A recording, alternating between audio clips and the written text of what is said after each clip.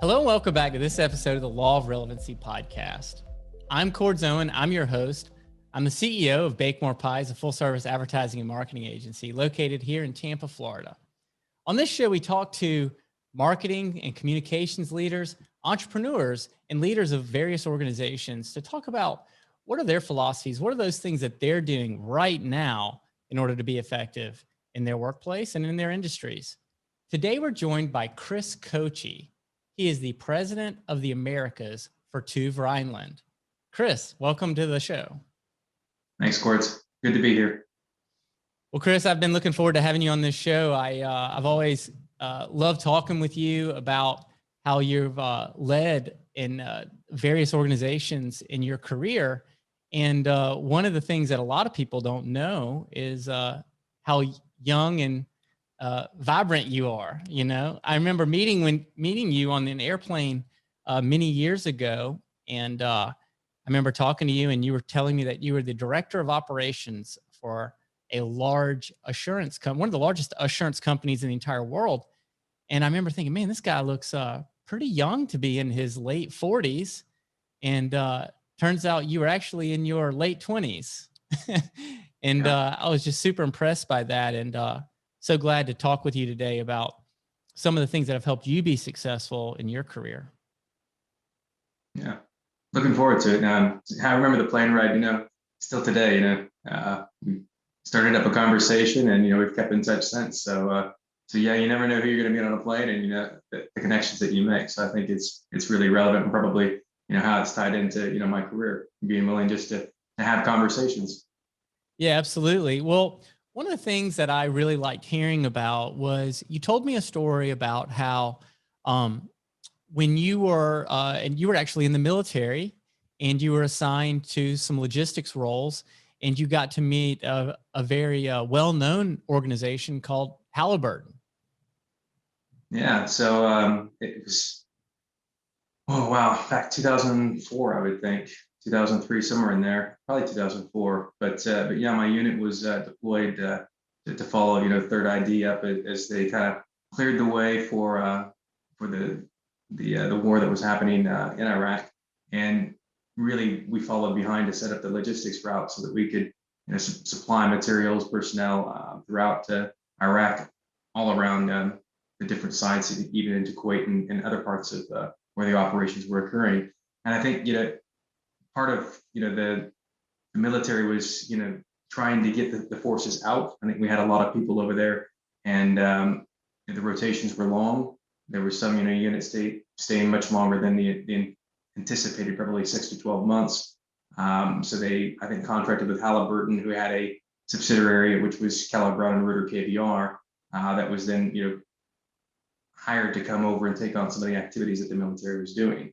And one of those activities was really, the movement control stuff that we were, positioned in the military to do, which was controlling the movement of the goods and the personnel in and out of, the theater of operations, which, at that time was Iraq. And we were setting up hubs in locations like Baghdad, north of Baghdad, and a big air base, Balad, and eastern, western Iraq, and even southern and northern Iraq.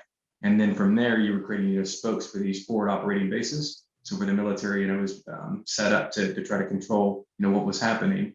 And they came over, and basically my unit, we were doing the movement control for one of the major hubs, and we sat down and I basically taught, the team that was coming in how our operations were working, what the responsibilities were, and got them, ready to transition the activity. So much like a, company that's buying somebody, you transition that, similar to the military operations transitioning to a civilian company. And at the end of that, they had asked, would you like to come back and do the same thing that you're doing now, but do it for us, wearing a civilian hat.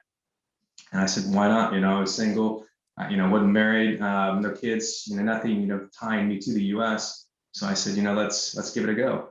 And it was an adventure, to say the least. Because if you can imagine, being in a war environment, there's a lot of turnover.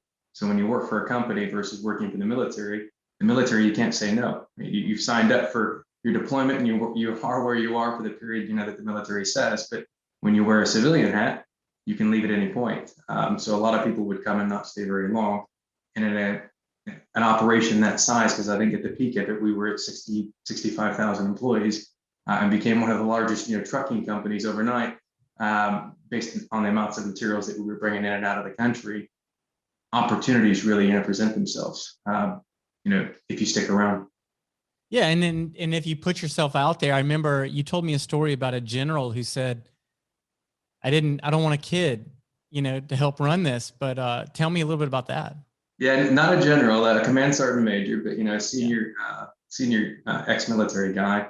I was probably I don't know, 5 or 6 years into working with the company, and I changed jobs almost every year with them, just doing different things. And at one point in the career, we started up a big training center, because if you can imagine, having 60,000 plus employees, trying to teach them how to do the work that you need them to do when they come over, you need to get some consistency, because you're doing it across multiple bases within the theater of operations, which was Iraq. And I was teaching logistics and some of the other things for the employees coming in and out, and I got excited about learning about Lean Six Sigma. So the way that the project made money was award fee, so it was a cost plus project. So that the costs that we incurred as a company were reimbursed by the military, but the way profits were generated was based on our performance that was evaluated at X frequency on the services that we delivered. So I wanted to learn about Lean Six Sigma and how we could make the operations more efficient. What I could then train people that were coming in and out to then deploy that throughout where they were doing, and that made me visible, right? So it wasn't part of my job, but it created a visibility within the organization that I had a new skill set, and they thought it could be very valuable to use that skill set to help generate additional profits and support one of the project managers, of which there was about, I think, 6 or 7, in the whole company. And each one of those project managers had somebody's, a deputy for operations, a deputy for the support procurement type activities, and then one for their business. And the business was responsible for the award fee, activities. And I got a call from our chief of staff, basically, and he said, we need a new deputy project manager to go to the southern sites to support this project manager. Would you like the opportunity? And honestly, initially, I thought it was a joke. When I received the phone call, I thought, somebody, was playing a prank on me, because I was so young. Most of the deputy project managers were twice my age, very senior roles within the military, retired colonels, command sergeant majors, or otherwise. And here I was, I was a sergeant in the military, but that's kind of the entry level, in terms of, leadership. And I thought, why am I getting this opportunity? So certainly I was surprised to begin with, but excited about the opportunity.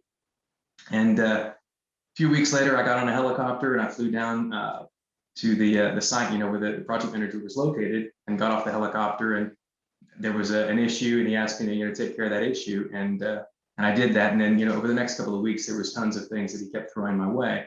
But I just kept doing them, right? I didn't say that's not my job, because I'm supposed to be looking at the award fee. I just said, what is it that needs to be done? And I just, helped out. So it was regardless of, what my scope was. If I had the time to do it and I could support, I did it. And a few weeks in, he said, when you got off that helicopter, I immediately went in and I called the program manager, which is like the CEO. And I said, you sent me a kid, take him back.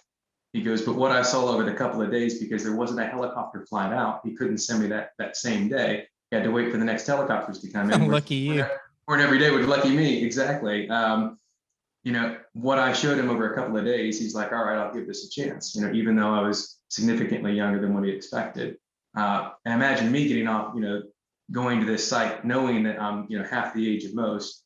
And, his name is Bill Rambo, and I'm thinking back to the Rambo series, and he's a retired command sergeant major, special forces, who spent time in Vietnam. So I'm thinking, this is going to be my new boss. And, knowing some of the things that I, found out afterwards, I thought, I was really lucky to get the opportunity, and I still keep in touch with him. I go up to his place in Wisconsin and hunt with them, and we probably talk, every couple of months, just to keep in touch. So built a really long, lasting relationship with him. Well, let's cut to some of the core of what helped you establish that relationship that was so positive. I understand in the military. Last week we had Troy Dayland on our show, and he was talking about his transition out of the military and some of the things he did as a specialist, and obviously talking with you today. you're working on some pretty important things. I mean, there's a lot of people counting on you. Success has to be pretty, your success rate has to be pretty high. Um, and then, so you're thrown in at this very, very young age. You were your very low 20s, right? Yeah. Yeah. And you're given all this responsibility, and nowadays, I think a lot, I mean, like we watch people in our organizations, and you see how some of these young people right out of college, like, react to be given responsibility. And it's like, it's a test. Like, are you going to be a shrinking violet, or be intimidated by that responsibility, or those roles, or those people counting on you? Or are you going to thrive? And it seems like, Chris, you're kind of the latter. Like, you just wanted to always um, take hold of those challenges and then run with them. And just have known you over the years, you have this very, very logical brain. It seems like you can break things down and quickly adapt. Yeah. I don't know where it comes from. I'm sure that there's something that's happened along the way that has me thinking the way that I think. That I see patterns. I ask a lot of questions. I learned early on I'm not the smartest person in the room, but I want to surround myself with people that are smarter than I am at the things I need them to support with, and then you trust in them. What I've found in leadership over the years is trust your people. If you're going to have them in the role, doing what you need them to do, supporting you, you've got to trust them. Trust them that they might decide to do it a different way, but you don't focus necessarily on the outcomes. You focus on the decision-making process. How are they making the decisions that they're making? And then the outcomes could be good or bad, but you really want to understand what information they're using to assess, to evaluate, to reevaluate what's happening, and trust that they're going to continue to make decisions along that pathway, and it usually moves you forward. It's one of those things where if you ask people what they think, and usually they're frontline or they've got a lot more knowledge of what's going on, you get a whole bunch of ideas and ways to do things differently coming in, and then you start testing. And I use kind of a philosophy, I've stole from somewhere, but rapid failure, fail fast. Allow yourself to make mistakes, because that's how you learn. And don't dwell on those mistakes. Try to understand and learn from them so that you can quickly respond. And there's a lot of examples throughout the career where I thought something was going to occur or take less time, but it didn't. And it's stepping back to understand kind of what happens, so that when you make that decision next time, you've got a better idea of what that outcome could be. But the one thing that's true in business, true in life, is you don't know what the future is going to hold. But that if you learn along the way and you continue to try new things, there's some different outcomes. I've got a story I use with my team a lot. It's the roast story. And I don't know where I picked it up on. I think, it was, maybe when I was at the training center, there was a professor, PhD or something that I was running at that time. And he told me the story, but we tend to look at the past to figure out kind of, where the future is going to go. But we don't reflect back that the past is what got us here. It might not be what's going to get us forward. And the roast story is just, about a husband and a wife, they're at home, and the wife's, making the dinner for the night, and she's making the family roast. And she takes the roast out of the refrigerator. She starts to season it, and she cuts the end off. She puts it in the pan, and she's getting ready to put it in the oven. And her husband says, hey, honey, why do you cut the end of the roast off? And she goes, well, it's a family recipe. It's how my mom's made it, how grandma's made it. It's the family recipe. Yeah, no, I love it, but why do you do it? She says, I don't know. Let's call mom. So they pick up the phone. They call mom. Hey, mom, making the family roast. Why do we cut the end of the roast off? I don't know. That's how grandma taught me how to make it. It's a family recipe. What's the question? Well, let's call grandma. So we called grandma, and grandma's like, well, my pan was too short. That's why I cut the end of the roast off. You got to make it fit. Yeah, exactly. To make it fit. So it's one of those things. It's just because, we did it then and it made sense doesn't necessarily mean that that's, how we need to make decisions going forward. We kind of celebrate that it got us to here, but it's this continuous, evaluation of is it still the right pan? Has the pan gotten bigger? Has it gotten smaller? And it's that type of thinking that I think, really helped me is asking those questions about, do we still need this type of pan, in that example. But it teaches them to get away from that mentality if that's the way we've always done it. Yeah. Right? Well, Chris, one of the things that just reflecting on some of your transitions throughout your career is, so we can recap. You worked for Halliburton, then you moved on to be the director of operations for one of the largest assurance companies in the world. That's Assurance with an A. Then you moved over to another one of the largest assurance companies in the world, in charge of all the Americas for them as well. And now you're in your current role with TÜV Rheinland as the president of the Americas. And I think like you're working with some very large, I mean, we're talking like top line revenues in your companies of billions and billions of dollars, right? And a lot of times those jobs where you're working with an organization like that, they're good jobs. They pay well, there's great benefits. And so there's a certain amount of trepidation that a lot of the employees have where it's like their goal is to not necessarily like innovate too hard because if they stick their neck out, right? It's like their number one goal in their career is to not get fired in some of these large organizations because the retirement's too good, the salary's too good, you get tons of vacation, it's great. How do you've been someone who has broken the trend. How do you innovate within a large organization and do it in a way to where you manage the risk to your position? Yeah. I've reflected on it a few times, throughout the career. And I think, one of the things that I like is I'm not afraid to be held accountable. And I don't want to be in a company that isn't, willing to let me fail, willing to let me push things, forward. So I'm not afraid to lose the job. Obviously I want the job and I want to keep it and I want it to do well. And I guess I set my personal aside. I'm not going to this company to say that I'm going to play it safe so that I stick around and I don't make any noise. I'm going into the company to see how I can contribute and add value. And if I can no longer contribute or add value, they should replace me. And if I make, mistakes that are too big and I've taken too much risk, that they should assess, was that the right thing to do and make those decisions. But I've always been, quite vocal at the organizations that, you've hired me to take on this responsibility. Let me take it on and let me make these decisions and I'll be accountable for the decisions that I make. Sometimes, if you want to move at a speed, you ask for forgiveness instead of permission, but that comes with risk. If you're not asking for permission before you do it, you're taking the risk of the outcome. But I've always felt that I can justify, why I've done that decision. I can, give, what my theory might have been, what the hypothesis was, the outcomes I, thought I would achieve or wouldn't achieve, and justify it that way. So I've always felt confident that if I was ever challenged, that I could back up the rationale as to why I did it. That logical, side of me that you see. It's kind of like a chess piece, right? Your chess game. You're thinking about a couple of the moves and a couple of the outcomes. You don't know what it's going to be, but you're making an assumption that you're going to get to a point, at a period. And I think, I've just not been afraid to fail. I live and breathe it. That's what I teach my team, not to be afraid to make mistakes, because that's what you learn from. But moving fast, a lot of these big corporations, some of their drawbacks are their ability to make decisions. Every decision is going to have an outcome, and that could be a good outcome or it could be a bad outcome. It could be a good decision and still have a bad outcome because the market changed or something happened that you didn't account for. But there's a really, as you said, there's a lot of people that don't want to make any noise or don't want to be seen. So there's really long delays in decisions because they don't want to be held accountable for that. And I've just always gone into organizations not being afraid to make those decisions and standing behind that and supporting my team, right? So that the buck always stopped at me. So if I empowered my team to make those decisions and it went in the wrong direction, it stopped here. Because what you want to do is build your team up behind you to make them successful. So when they do the things that they might have failed at, or it might have had a different outcome, you're rewarding those individuals for making decisions and moving the business forward. Because that's one thing that will happen is you'll learn. Einstein's a great example of it, right? He found a whole bunch of different ways on how not to invent the light bulb.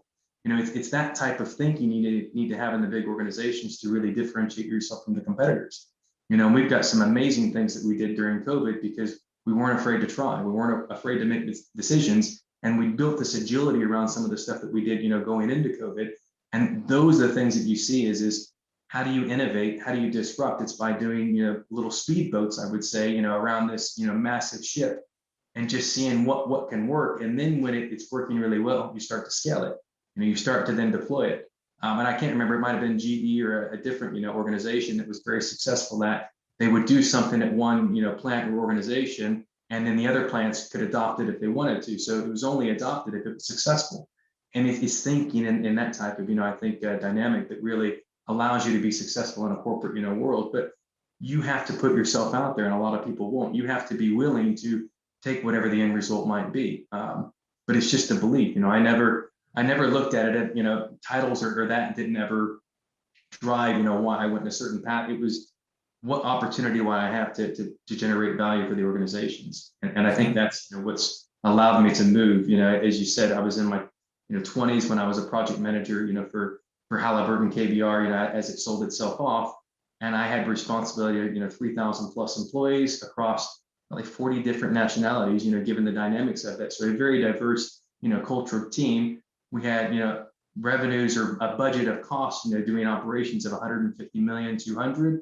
And we had, you know, side projects where we were building airfields or, you know, air traffic control towers or new, you know, bases that was another 150 million. So in my mid 20s, and I had this massive responsibility, which then went to, you know, getting into the corporate world, you know, not in a project and a war environment when I moved to Bureau Veritas and getting into that assurance side of the business. And I was a director of operations. And again, most of the people in the roles were usually double my age or, you know, at least, you know, another 10 or 15 years, you know, beyond. But I didn't look at it that way, right? I didn't see myself as, you know, yeah, I'm so young. I went in thinking, how do I create value?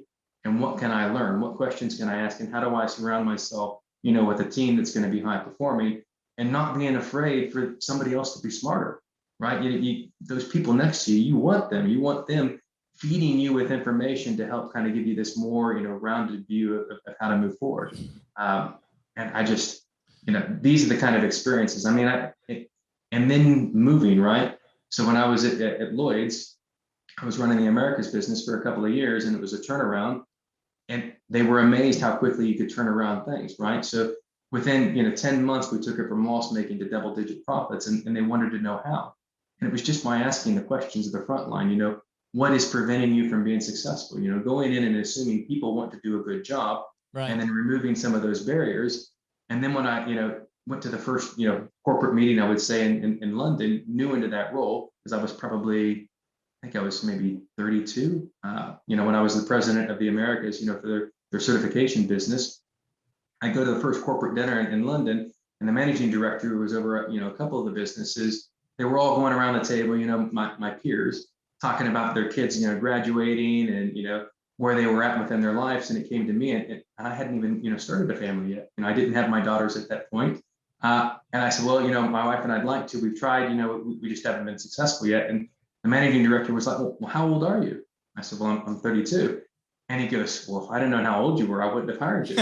You know, and it was like, you know, kind of stepping back thinking, well, it's a good thing that I've turned the business around and it's, you know, now profit making, you know, double digit.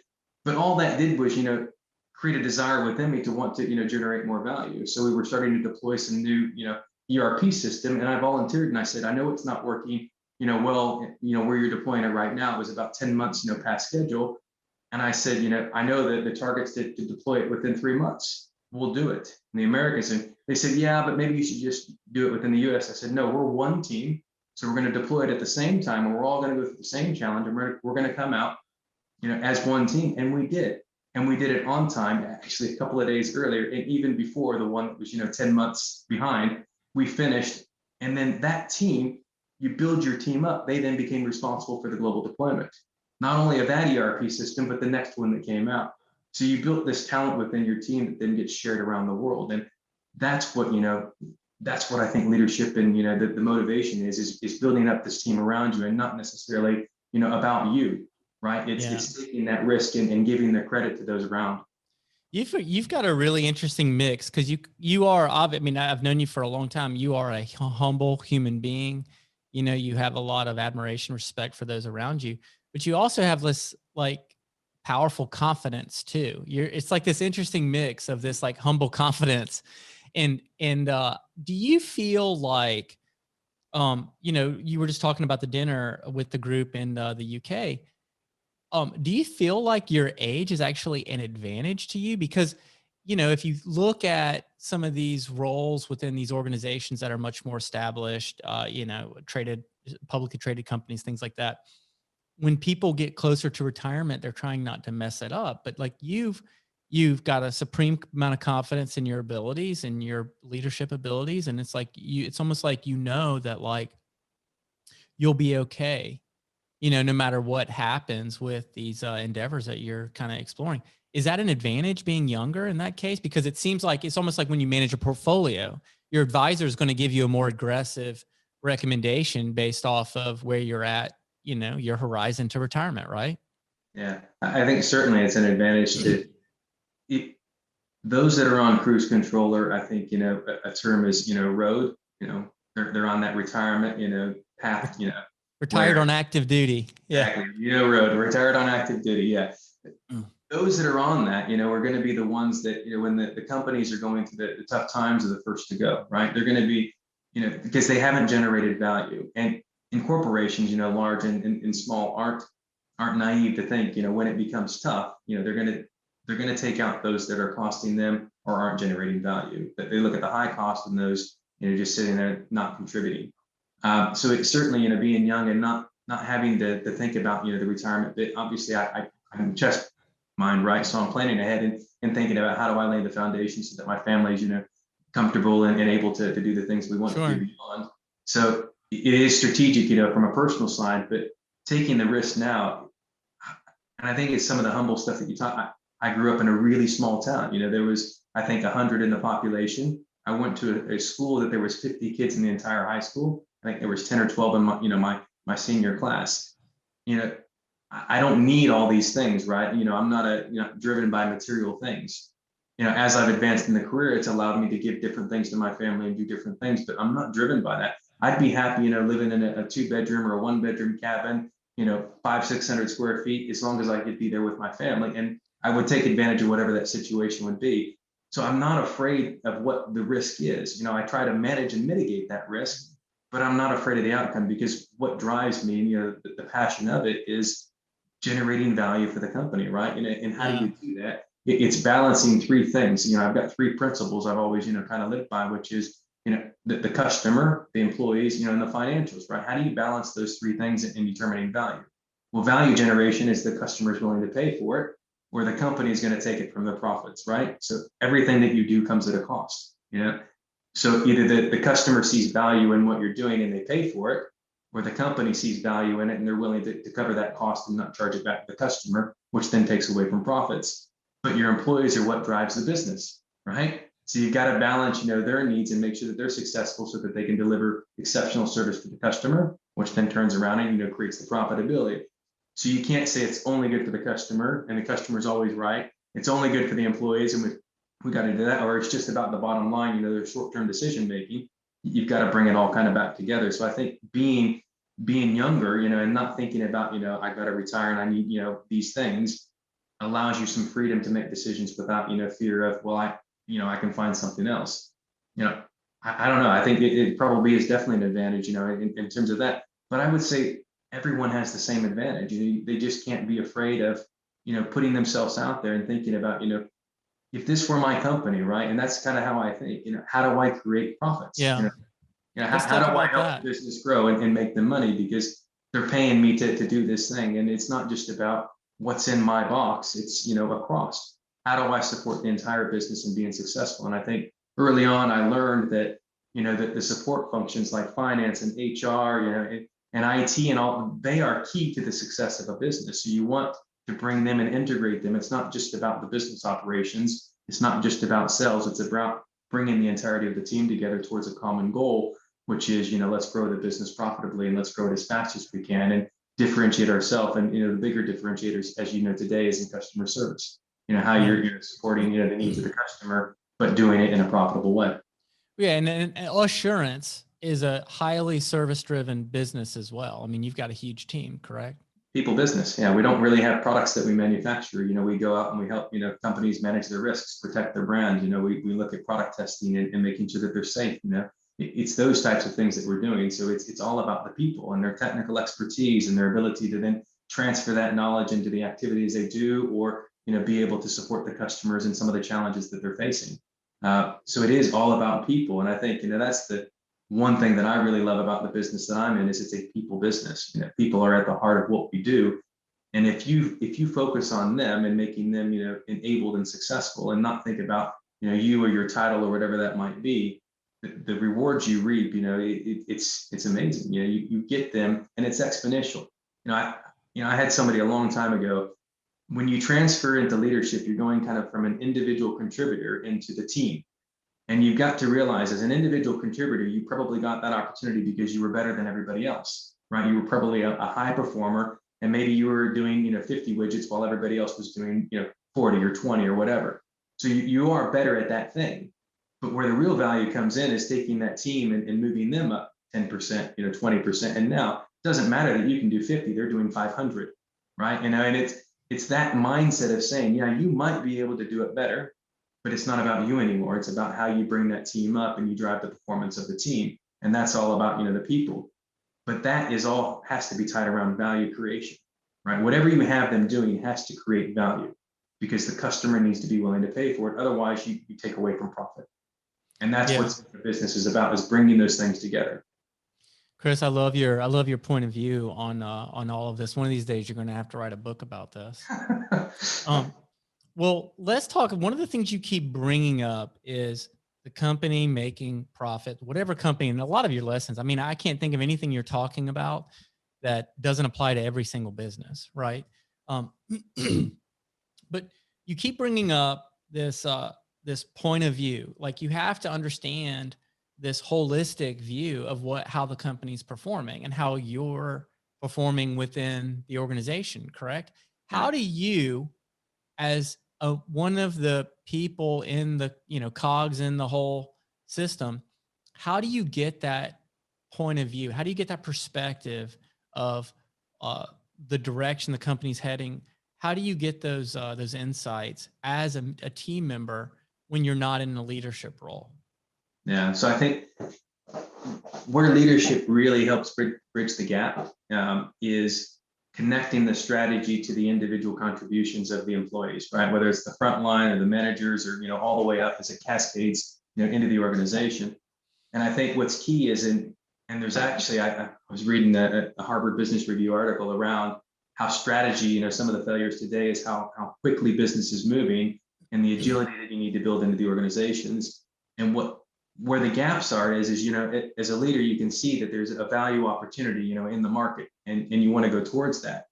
But you now have to connect in today's world that value into action, right? What are the things that, you need the team to do to create that value or go after that opportunity? So it's no longer about, yes, there's an opportunity. It's now how do you connect, that strategy into where you want the organization to go.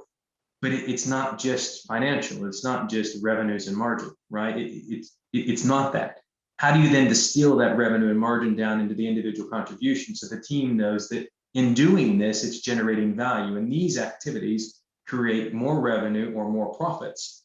And everything that you do in business, and this is, I think what's key is everything that you do comes at a cost, right? There is time.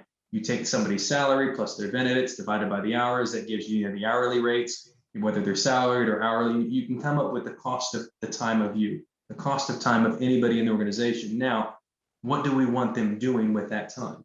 And if you can clearly, work with them and create those variables or those key performance indicators to let them understand that we want your time, that value, move towards these things, which then you correlate up into revenue or you tie it into the profits that can be generated. You now then have the confidence that if I look at these few indicators, those are the important ones that are going to, as they come together, drive revenue or drive profit.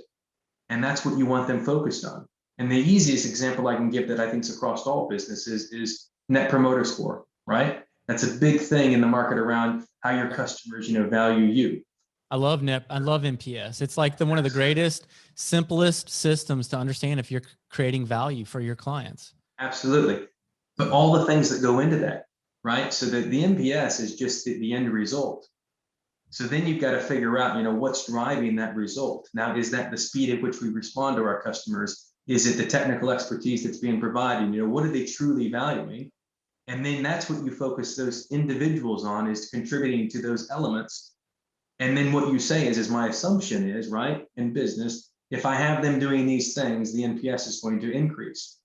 So the overarching is that NPS score, but you've got a few variables that are then tied into the individuals to say, if I'm doing these things well, we believe it's going to contribute to the overall NPS.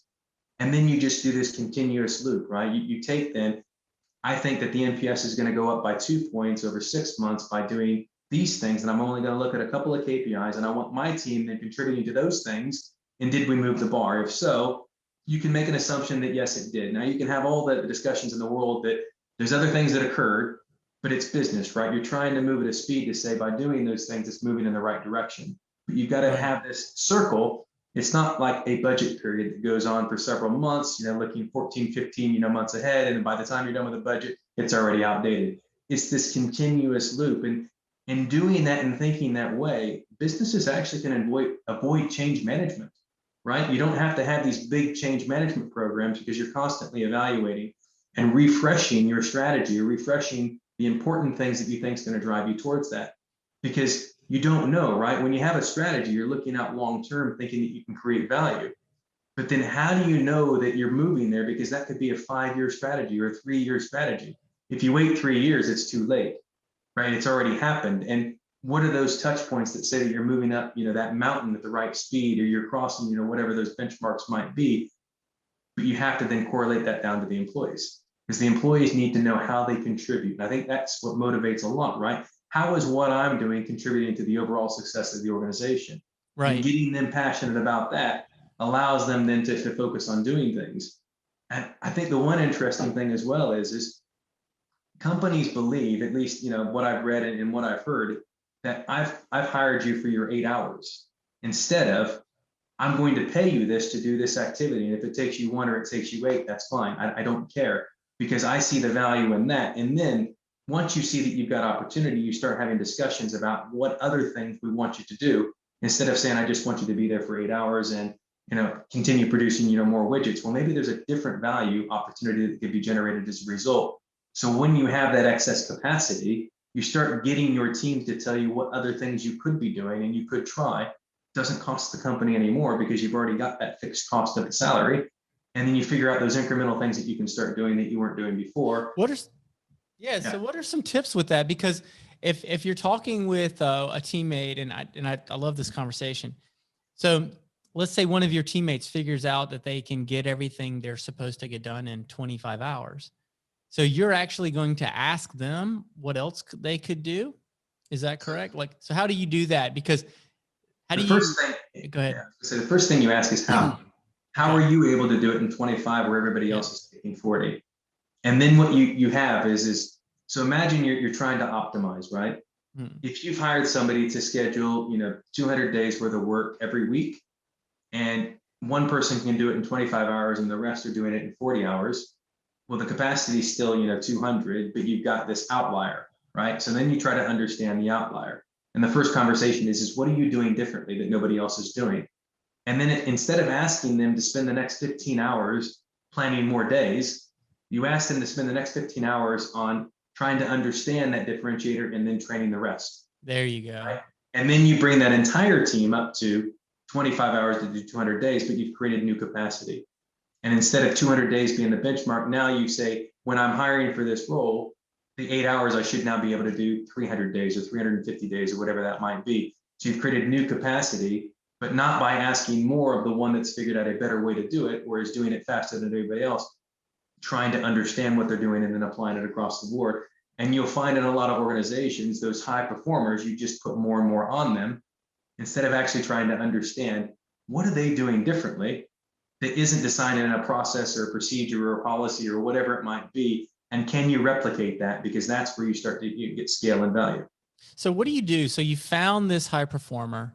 They are able to describe it. They're able to teach others. What's the next step? Do they become the boss? Do they get promoted? What do you do with that person? How do you figure out their next role?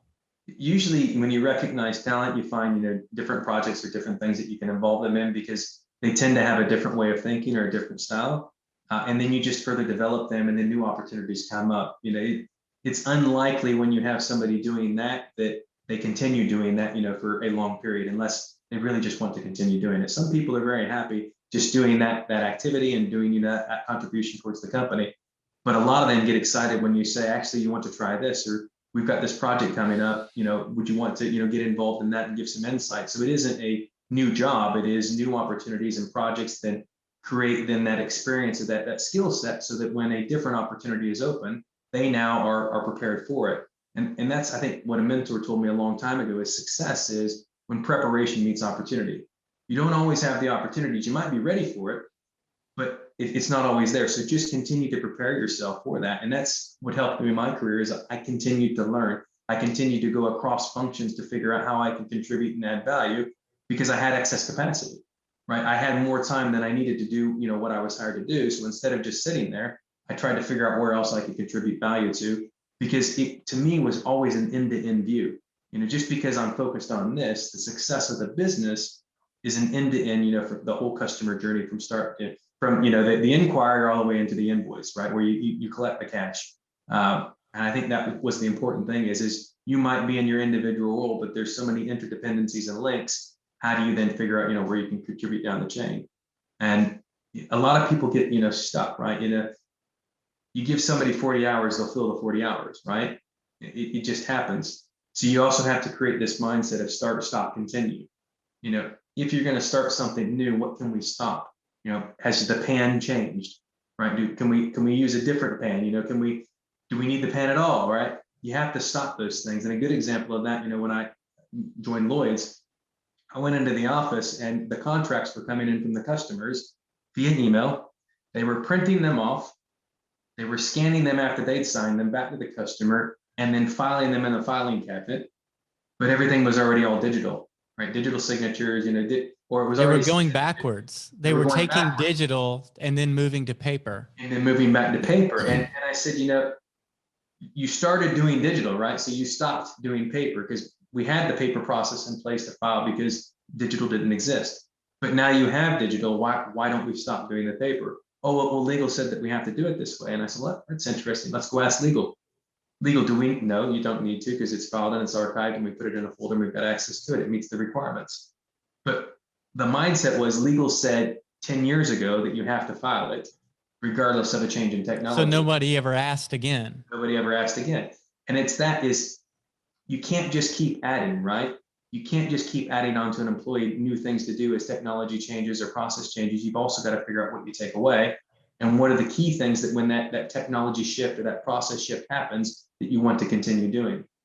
But so many times we just add, and then eventually it collapses, right? You get burnout, you get employees that are disengaged because we've just asked them to do more and more, and we haven't said what you can stop doing.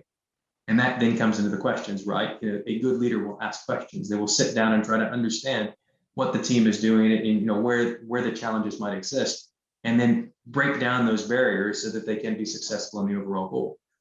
But it's a continuous process, right? This isn't a one-off. And why you see companies go through change management, these big cost cutting or new strategies, et cetera, that impact the entire organization, is there isn't this continual learning in these short failures, right? These short things that are happening. It's a much longer cycle. And a lot of that's driven by an inability to make decisions, or nobody asking questions about why they're doing what they're doing.